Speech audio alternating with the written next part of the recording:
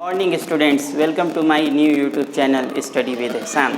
और मैं एहसान अनवर एक बार फिर हाजिर हूँ आपकी खिदमत में एक नए वीडियो के साथ, in which we will learn how to solve a given quadratic equation by factorisation method, यानी कि किसी भी दिए गए द्विघातीय समीकरण को गुणनखंड विधि से किस तरह हल किया जाए।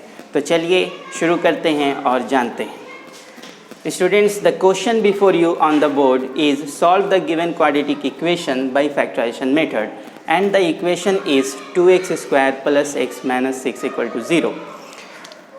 If we compare the given quadratic equation with the standard form of the quadratic equation, which is ax square plus bx plus c equal to 0, then we find that the value of a here is 2. Value of a is here 2, value of b is 1, because we know when there is no number, no coefficient is clear here, then it is 1, and the constant term, that is c, it is minus 6. Then this is the first step, that we have to find the value of a, b and c. Then we have to find the product of ac, a into c, that is this number we have to multiply by the constant term 2 और minus 6 को multiply करेंगे, तो 2 into minus 6 ये आपका क्या हो जाएगा, minus 12। Okay, now minus 12 को दो ऐसे नंबर से मल्टीप्लाई कर ब्रेक करेंगे, यानी कि we have to find the two factors of this 12, so that the product of this 12 is 12। 4 into 3, 4 and 3, 4 3 are 12, okay, but it is minus 12. Then we have to make one of the numbers negative, so that we get the product negative, minus 12. Now if we make minus 4, first number negative, then minus 4 into 3, it is minus 12. But when we add minus 4 and 3, it is plus 3, it is minus 4, it is plus 3, then what do we get? Minus 4 plus 3, minus 1. But the value of b is 1, and here it is minus 1. That means this is not the required pair of number we have to find. Now 4 and 3 were the numbers, ये दो numbers थे हमारे जिसका product 12 मिल रहा था। तो अब हमें 3 को निगेटिव बनाना है और ये 4 आपका पॉजिटिव हो जाएगा। तो प्लस 4 माइनस 3 करने से हमें प्लस 1 मिल गया, और 4 इंटू 3 12, और एक नंबर निगेटिव है तो माइनस 12 भी मिल गया। यही वैल्यू हमारी होनी चाहिए, ये b की वैल्यू। इतना कर लेने के बाद अब हम आएंगे अपने क्वेश्चन की तरफ। फ्रेंड्स, हमें दो नंबर्स मिल गए हैं, प्लस 4 एंड माइनस 3। अब फर्स्ट टर्म को हमें चेंज नहीं करना है, लास्ट टर्म को हमें चेंज नहीं करना है, इक्वल टू 0। सिर्फ हमें मिडिल टर्म जो प्लस x था उसे चेंज करना है, एंड यही वजह है, this is the reason why this method is also called middle term splitting method.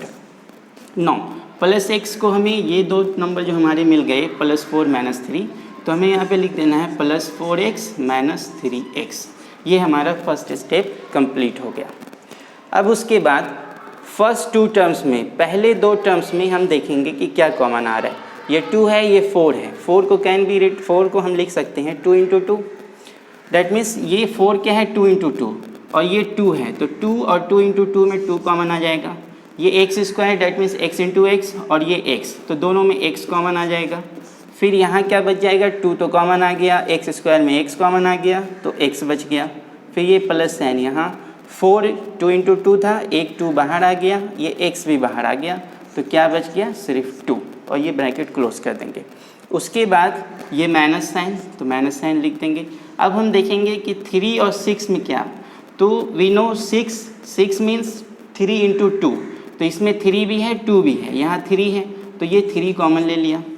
यहाँ x है लेकिन यहाँ तो x नहीं है, इसलिए x हम कॉमन नहीं ले सकते, तो क्या कॉमन ले सकते हैं, ओनली 3 माइनस 3, तो 3 कॉमन लेने के बाद यहाँ क्या बच गया, x, और ये माइनस साइन है लेकिन हम प्लस लिखेंगे।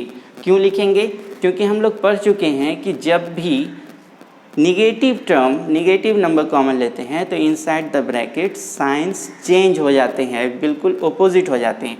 माइनस के प्लेस पे प्लस आ जाता है और प्लस के प्लेस पे माइनस आ जाता है। अब ये 6 डैट मीन्स 3 इंटू 2, 3 कॉमन ले चुके हैं, तो यहाँ बच गया 2, और ये इक्वल टू 0। अब क्या करेंगे, ये हमारा फर्स्ट टर्म है, ये हमारा सेकेंड टर्म है। फर्स्ट टर्म में भी x प्लस 2 और सेकेंड टर्म में भी x plus 2, that means you can take x plus 2 common from here. तो when you take x plus 2 common, then what remains 2x here, 2x, then this minus sine, and x plus 2 तो common ले चुके हैं, यहाँ क्या बच गया -3 only, then equal to 0। Then after that we have to equate these two factors, that is x plus 2 equal to 0 and 2x minus 3 equal to 0. From here x equal to 0 minus 2, that is x equal to minus 2, and from here 2x equal to 0 plus 3, that is 0 plus 3, then 2x equal to 3 and x equal to 3 upon 2. Then these are the two values of x we were required to find, और यही आपका quadratic equation का solution हो गया। तो students, ये थे solving of a quadratic equation using factorisation method, और आपके दो वैल्यूज़ आ गए, x equal to -2, x equal to 3/2। I hope कि आप समझ गए होंगे, और हम लोग एक और क्वेश्चन देखते हैं to make your concept more clear. Now the second quadratic equation which we have to solve by the same method, that is the factorization method, is on the board. √2x squared plus 7x plus 5√2 equal to 0. We know how to compare this equation with the standard form of equation, and मुझे नहीं लगता कि फिर standard form लिखने की ज़रूरत है, क्योंकि आप लोग देख ही गए हैं। तो मैं यहाँ डायरेक्ट लिख देता हूँ, a equal to √2, b equal to 7 and c equal to 5√2। तो ये हो गया।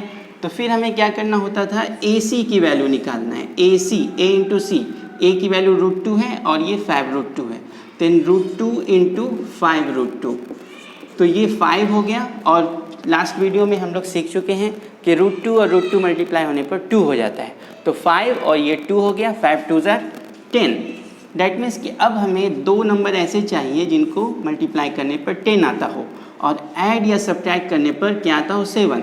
देन इट इज सिंपल, 5 2 ज़ार 10, और जब इस दोनों को नंबर को ऐड करेंगे 5 प्लस 2 दैट इज +5 प्लस 2, तो हमें मिल जाएगा ये 7। तो हमें दो नंबर मिल गए, +5 एंड +2। तो फिर हम लोग क्या करेंगे, √2x² को चेंज नहीं करना है, प्लस 5√2 को चेंज नहीं करना है, इक्वल टू 0।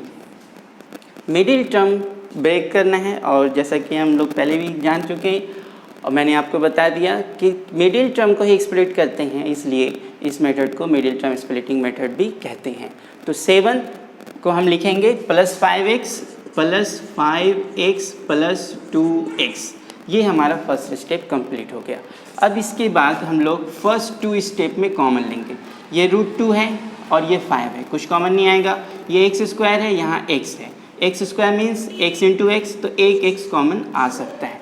यहाँ से एक x कॉमन लेने के बाद √2 तो बचा ही, एक x बच गया, प्लस ये 5 ऐसे ही बच गया, और x कॉमन हम लोग ले चुके हैं, प्लस अब देखिए यहाँ 2 है। 2 का मीनिंग क्या होता है, 2 का मीनिंग होता है √2 इंटू √2। इसका मतलब ये हुआ कि 2 में दो √2 छुपे हुए हैं, तो इस 2 में एक √2 कॉमन ले सकते हैं और यहाँ से एक √2 कॉमन ले सकते हैं।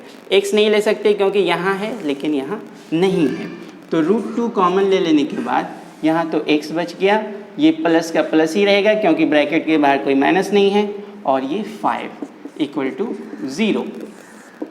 Now first term and second term, यहाँ √2x प्लस 5, ओ यहाँ √2, सॉरी यहाँ √2 आपका छूट गया था, √2x प्लस 5 इक्वल टू 0।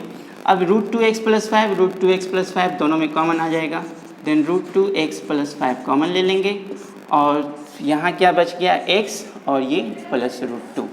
अब 1 बाई 1 दोनों को इक्वेट कर देंगे, √2x plus 5 also equal to 0 and x plus √2 also equal to 0। From here √2x equal to 0 minus 5, that is -5, and x will be -5 upon √2। और हम लोग जानते हैं कि डिनोमिनेटर में रूट कंटेनिंग टर्म्स को नहीं रखते, तो -5 अपॉन √2 को √2 से मल्टीप्लाई और √2 से डिवाइड कर देंगे, तो ये हमारा क्या हो जाएगा, -5 √2 अपॉन 2। तो x की वैल्यू हमें यहाँ आ जाएगी -5√2/2। ये x की एक वैल्यू हो गई। यहाँ से सेकेंड वैल्यू निकालेंगे, x = 0 -√2 और x = -√2 and this is the second value of x। तो फ्रेंड्स, ये थे solution of quadratic equation and I know कि सम स्टूडेंट्स को बहुत प्रॉब्लम होते हैं जब भी क्वाड्रेटिक इक्वेशन में रूट टर्म्स आ जाते हैं। तो घबराने की कोई ज़रूरत नहीं है, it is very simple, it is not hard, और जब हमें करना है तो हम करेंगे। और मैं एहसान अनवर हमेशा आपके साथ हूँ। अगर आपको ये वीडियो पसंद आया तो लाइक ज़रूर करें, और अभी तक अगर आपने हमारे चैनल को सब्सक्राइब नहीं किया है तो चैनल को सब्सक्राइब करें and also don't forget to press the bell icon. मैं इसी तरह की वीडियो लगातार बनाता रहूँगा और आपके पास वो पहुँचता रहेगा। Thank you.